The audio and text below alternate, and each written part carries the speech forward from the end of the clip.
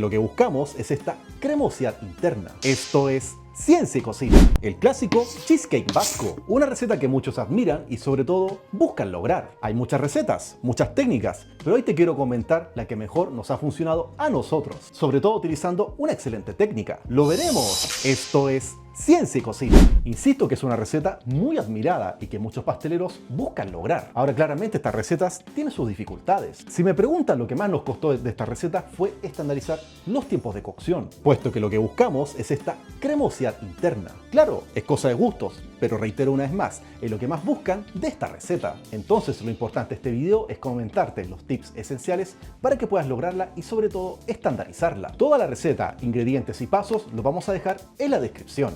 Ahora, ¿qué es lo primero? Para empezar la receta necesitamos un buen queso crema. Lo primero que tenemos que hacer es cremarlo bien. Y este proceso es importante con el cremado que estamos logrando. Buscamos homogeneizar esta textura, que quede bien blando. Y sobre todo en muchos casos, si el queso crema estaba muy frío, puede romper estos grumos de estas proteínas y estas grasas que están presentes. Y créeme, es un paso esencial para poder lograr esta cremosidad. Una vez que esté bien cremado, y lo puedes medir si quieres con un termómetro que esté cercano a la temperatura ambiente, ahí puedes empezar a añadir el resto de los ingredientes. Después de añadir el azúcar, tenemos que añadir los huevos. Y un tema importante, para lograr esta textura, tenemos que hacer una especie de emulsión. El queso crema en sí ya es una emulsión y los huevos tienen propiedades emulsionantes. Entonces, ¿cuál es la idea? Añadir los huevos de a uno. Es importante que te ayudes con una batidora eléctrica o puede ser batiendo fuertemente a mano o incluso utilizar una trituradora de inmersión. Una vez logrado este batido, aparte vamos a mezclar la crema con la harina. Un paso importante ya que queremos evitar que queden grumos. Una vez bien mezclado, mezclamos ambas bases. Ahora, hay un paso que muchos chefs reiteran en hacer, que se trata de tamizar o filtrar toda esta mezcla. Si me preguntas de las veces que lo hemos experimentado, hay veces que resulta y hay veces que no es tan necesario, porque ¿qué es lo fundamental? Al inicio, cuando bates, cremas y mezclas todos estos elementos, si logras una muy buena homogeneización, no es un paso necesario. Ahora, sin ningún problema, puedes hacerlo, porque también recordando que el filtrado nos va a ayudar a eliminar cualquier burbuja pequeña. Y prácticamente careces de burbujas, estamos logrando esa textura. Y después simplemente vertemos este preparado sobre un molde encamisado. Te recomiendo que sea un papel de horno y por lo menos en la base. Y opcionalmente puedes colocar cualquier base de tarta o base de galletas para que tenga mejor textura. Algunos lo recomiendan y la receta tradicional dice que no lo lleva, pero una vez más, tú decides hacerlo. Y después lo colocamos directamente en nuestro horno precalentado a 160 grados por alrededor de una hora. Y esa es la parte importante, ya que los tiempos de cocción varían según el modelo de horno, la altura del molde y sobre todo cuán eficiente es la temperatura que está registrando este equipo. Y es ahí donde este tipo de aparatos como los termómetros con sonda nos pueden ayudar bastante. ¿Por qué motivo? Hay que pensar que el cheesecake sería en este caso como un trozo de carne. Claro, cuando cocinamos carne buscamos ciertos puntos de cocción y estos grados de cocción nos van a decir cuán jugoso, su color, su textura y obviamente es cosa de gustos. Y en un cheesecake como este, sin ningún problema, podemos estandarizar esos puntos de cocción. Entonces, ¿qué te recomiendo? Cuando aproximadamente el cheesecake esté en el horno después de 30 o 40 minutos, es bueno que empieces a registrarlo con sonda. Y hay una temperatura clave que nos va a decir cómo lograr esta textura. ¿Quieres saber cuál es? Te la comento. ¿Qué te está pareciendo este video? Recuerda que tu apoyo es fundamental para que puedas seguir subiendo contenido y así todos podamos aprender. Recuerda suscribirte y deja tu comentario. Tu apoyo es fundamental. Sigamos. Hay una temperatura clave que nos va a permitir distinguir la cremosidad de este producto. Tenemos que comprender lo siguiente. Cuando un cheesecake obviamente coagula y tiene esa textura, es debido a los siguientes ingredientes. El queso crema prácticamente no coagula, ya está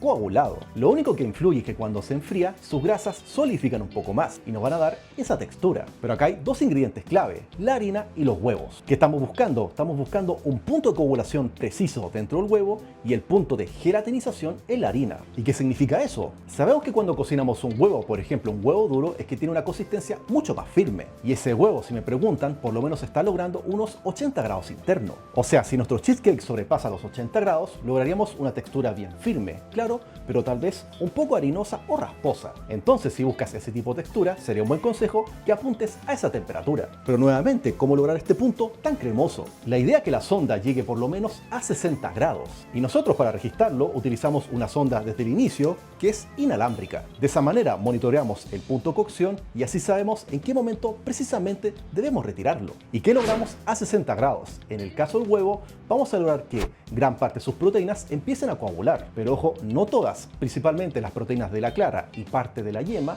van a tener esa textura un poco más coagulada, pero no totalmente. Teóricamente lograremos entre un 40 a un 50% de la coagulación de la albúmina en la clara y aproximadamente un 20% de coagulación en las proteínas de la yema. Y créeme, son cruciales para mantener esta textura. Ahora, si te preguntas, ¿es una temperatura segura por el tema de la salmonela? Claro que sí, la salmonela se muere por sobre los 54 grados. Y si está expuesto a esa temperatura por lo menos un par de minutos, ya prácticamente nuestro plato ya estaría seguro. Así que puedes consumirlo con total seguridad. Pero ¿qué pasa en el caso de la harina de trigo? La harina también tiene proteínas y obviamente estas coagulan, pero la coagulación suele ser a mayor temperatura. Estamos buscando otro proceso y que es la gelatinización de los almidones. ¿Y qué es requerido para que se gelatinicen? Primero deben hidratarse. Entonces ya con la humedad del queso y la humedad de los huevos tienen suficiente agua para hidratarse. ¿Y a qué temperatura ocurre la gelatinización? Según la teoría empieza a ocurrir a los 58 grados y se manifiesta de una manera mucho más precisa por sobre los 70 grados. Ahora claro, esto logró 60 grados internos y ¿qué hemos logrado?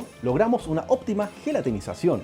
Pero que más que eso, sobre todo eliminamos el sabor a crudo de la harina. Que claro, recordemos que lleva muy poca harina para esta cantidad de queso, es una cantidad inferior al 5%.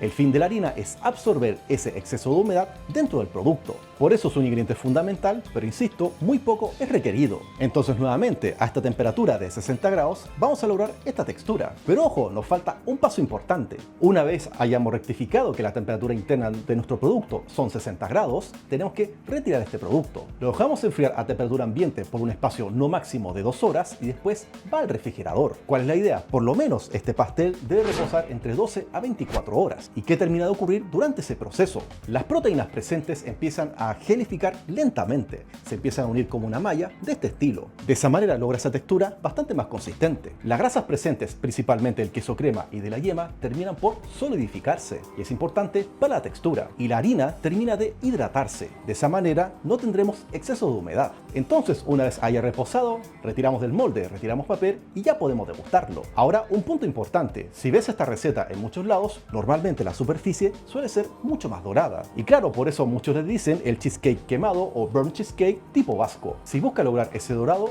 ningún problema. Simplemente en los últimos 15 minutos das temperatura máxima de horno por sobre 210 grados. Pero en este caso lo quisimos dejar así porque queríamos ver el tema de la temperatura interna.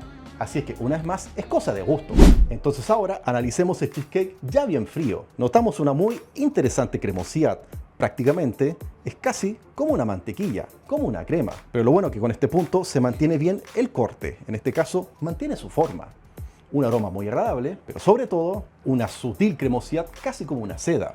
Entonces es interesante cómo conociendo los productos podemos lograr este tipo de resultados. Entonces espero que estos tips y estos consejos te ayuden a lograr tu propio cheesecake vasco. En resumen, te expliqué los pasos importantes y sobre todo la teoría técnica para lograr un buen cheesecake de esta textura tipo vasco, bien cremosa. Vimos los fundamentos y entendimos el porqué de cada ingrediente. Y sobre todo vimos incorporar esta técnica de medición interna de temperatura, que es crucial para lograr esta textura y sobre todo estandarizar las cocciones. Entonces el conocimiento científico nos da seguridad para siempre poder lograr tus productos. Soy Heinz Butt y esto es Ciencia y Cocina y espero que hayas aprendido.